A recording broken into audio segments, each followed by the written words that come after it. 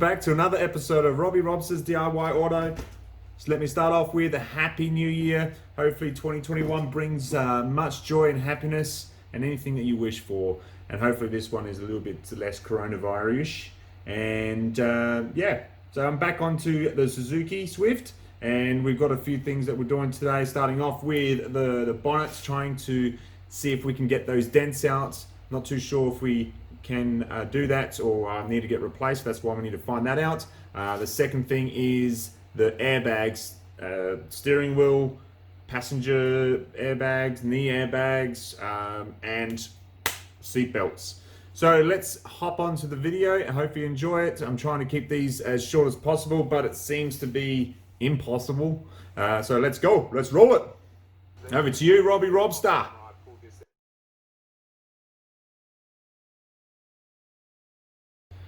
So here we are using my tabs for these dents. Unfortunately, the camera didn't pick up the dents, but I think later on we'll show you what we had left over.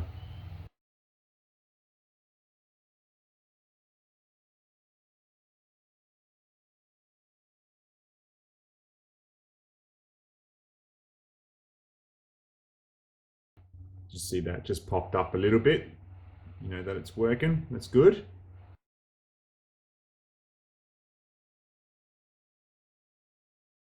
A little bit of rubbing alcohol to remove the glue. Over to you, Robbie. So what I'm trying to do is find a tab, this blue thing, that's a little bit smaller than what the hole is, or the dent. Stick it in place in the angle. So if the tab was circular, then I'll look for a circle tab. If the dent is elongated, then I'll get a elongated tab. Or if it's more of a dent, scratch dent sort of thing, then we've got the special tabs like those, which the majority of the glue will sit in there and the pull will pull out that way, so the tab sort of flexes a bit.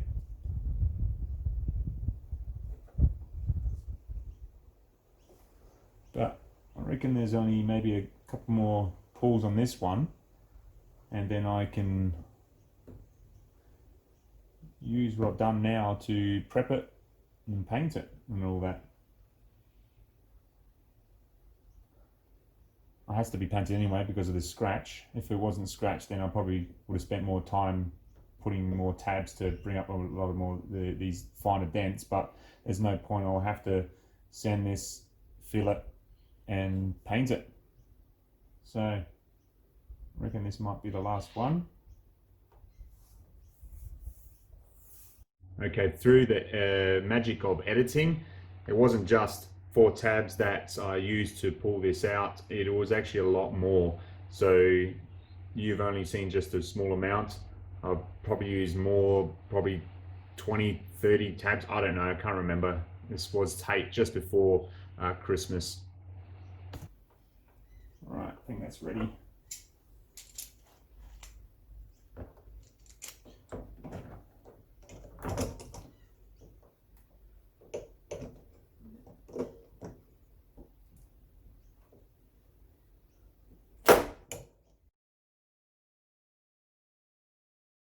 Robbie, tell us about the glue gun. Now you're probably thinking that it's just a hot glue gun. Well, it is, but it's actually the glue that is different to the normal glue that you find in a glue gun. This one, there's different colors for different applications, different makes, different models. I've just got a black one, which is a pretty much all-purpose dent puller.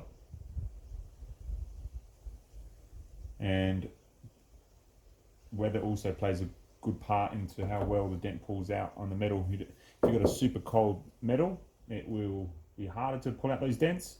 Hotter day, you'll find that the tabs take a long time to dry, so you've got to find the perfect balance. But let me get you a closer look, guys. But I reckon I'll leave it like that. You can see like there's some little tiny dents here, but I'm going to leave that.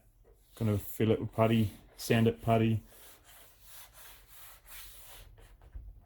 So that was the bonnet done, and I've moved on from that. So now we're moving on to the seat belts, front driver's side. Go for it, Robbie.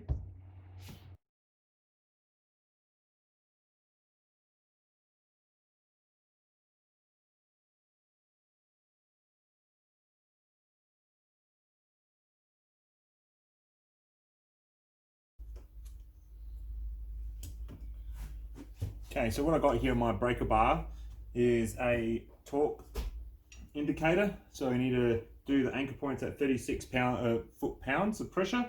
So this will beep when I am done.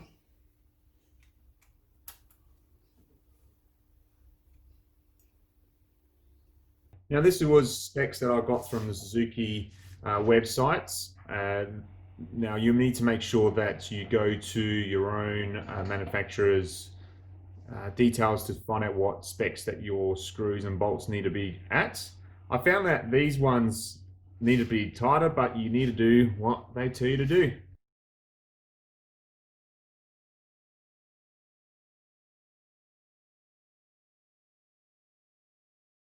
So you can see I've taken off bolts,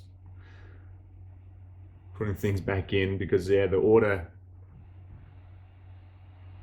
I forgot how to do it, but that's all right. I've done it in the end.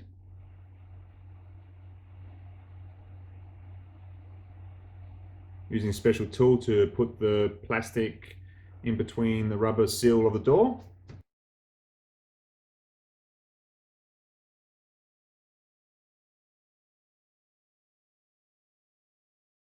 And then the bottom part of the plastic, same sort of thing, putting it in the seal of the door.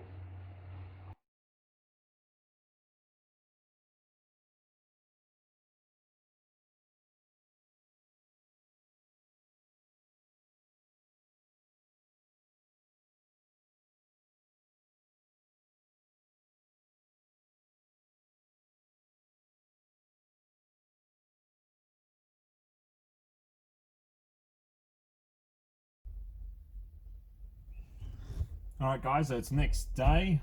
I had to run some errands, so I'm back on the car again. So what I need to do is replace the clock spring, which is this black thing in here. Actually, let me show you the replacement.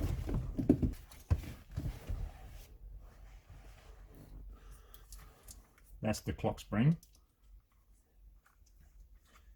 And so that what this does, it actually allows all your devices to still be connected to the steering wheel. When you're turning, there's no wires that it's getting tied up or knotted up. So this is what the clock spring does, and also has the airbag activator cable in there, and that's why we had to get it replaced, is because when the airbag got deployed, that melted into the old airbag in that little socket there.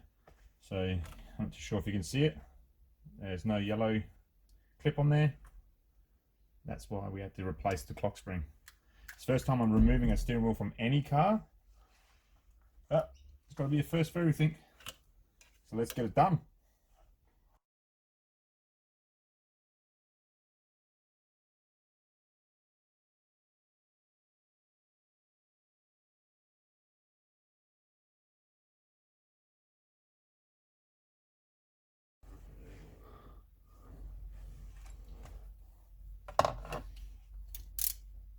So what I did there is just put a cross in there, so I want to make sure everything is back in its place. Don't think it's going to do anything, but you never know. I wanted the steering wheel straight because I'm dealing with turning mechanisms. I want to make sure everything's in place. And there we go.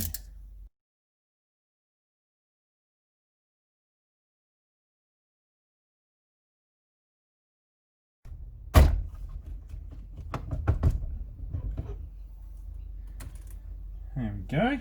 And again, through the magic of editing, that wasn't just as simple as banging once and out it comes. There was a lot of wiggling to do.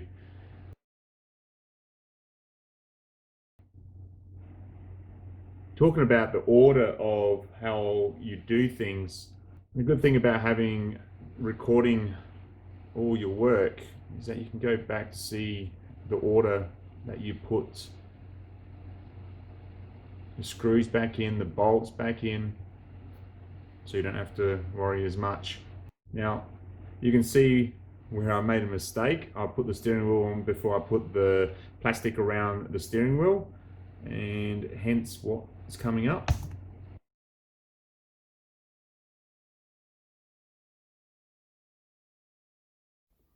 According to Suzuki specs, this is supposed to be at 20, well actually 18 to 28 foot-pounds of pressure. So I'll set my torque to 28.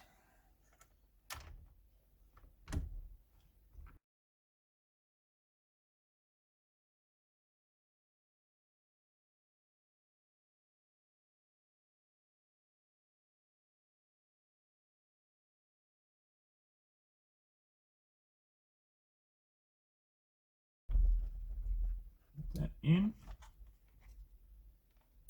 Now, again, guys, this is all disconnected. The battery's not connected to the vehicle.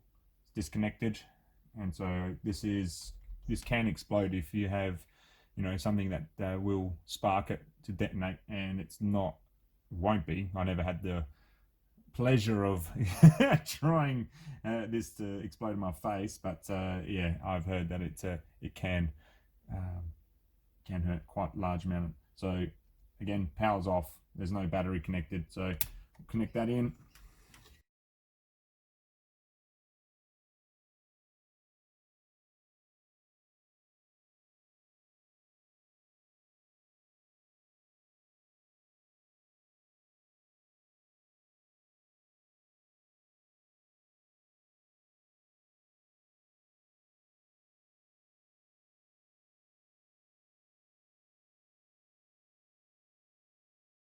All this work just to find out that I forgot to put the plastic behind the steering wheel, which needs to go on before you put the steering wheel on.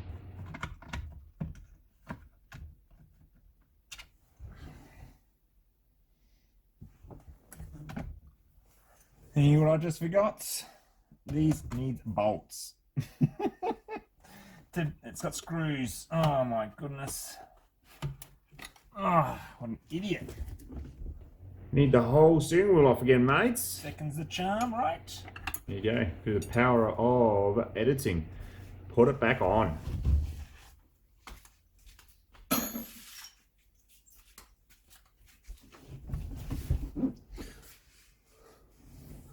Now let's move down to foot well. Get you a nice angle. So these airbags weren't too bad. You just bolt them back in, connect them. There's only like 4 bolts in each.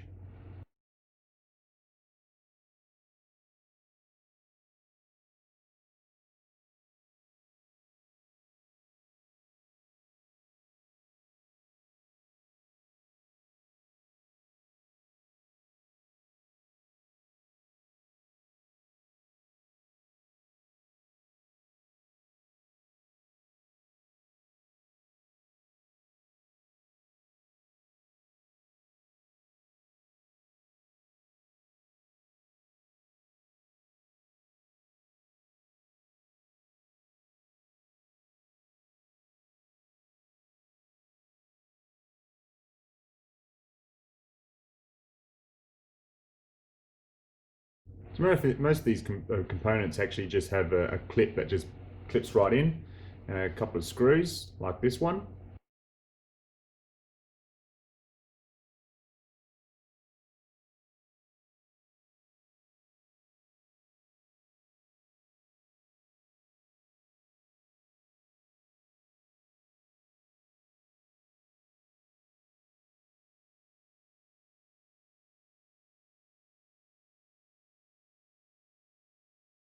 Now we're moving over to the passenger side. Airbags. Actually, there's only one.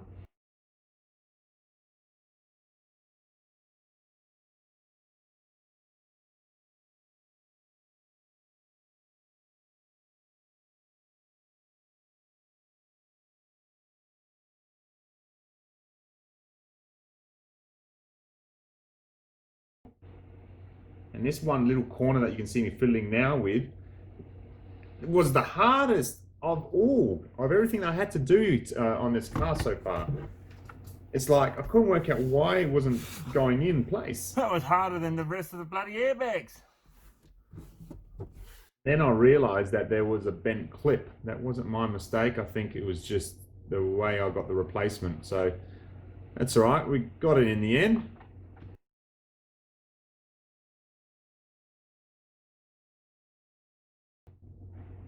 My arms were in pain holding it, the screws into place, just trying to balance a screw or a bolt. All right, so now we're moving over to the passenger side seats, putting that back in, and I'll give it a good vacuum before I put the seat back in, just so that it's a lot easier to clean. Seat only has 4 bolts, which were torqued to spec. 2 at the front, 2 at the back.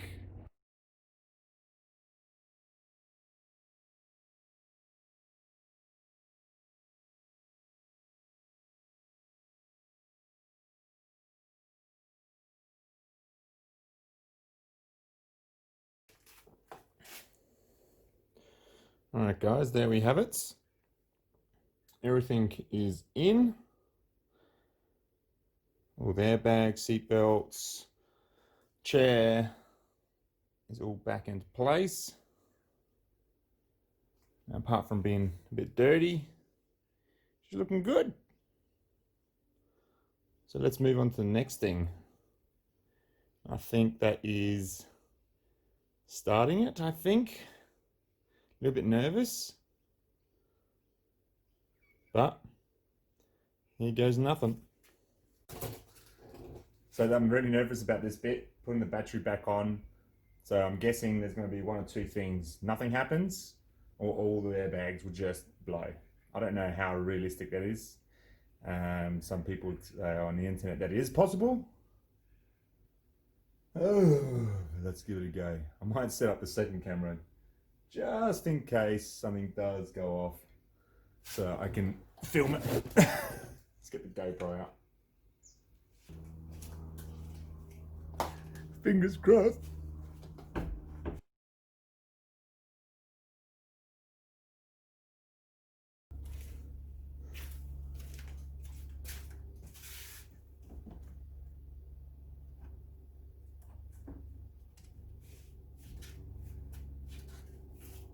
All right. Still nervous. I still got to try and turn the car on. But I won't be standing in there.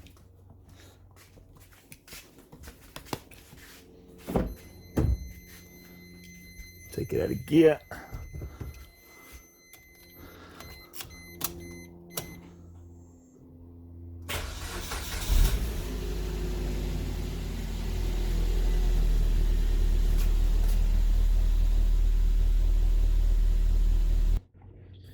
Well, there you have it, guys. The airbags didn't explode, which is a good thing. I need to go back into the diagnostics tool and trying to get rid of those codes, and hopefully we can get the car with 0 warning lights on the dash. Then we can move on to other things. So I hope you like this episode, guys. Give us a comment down below. Give us a like, and definitely, if you're new, guys, subscribe. And hopefully, guys, 2021 will bring you much fortune and luck, and hopefully I'll get some luck on these cars. So here's to 2021. I'll catch you guys next time. Ciao for now. Peace.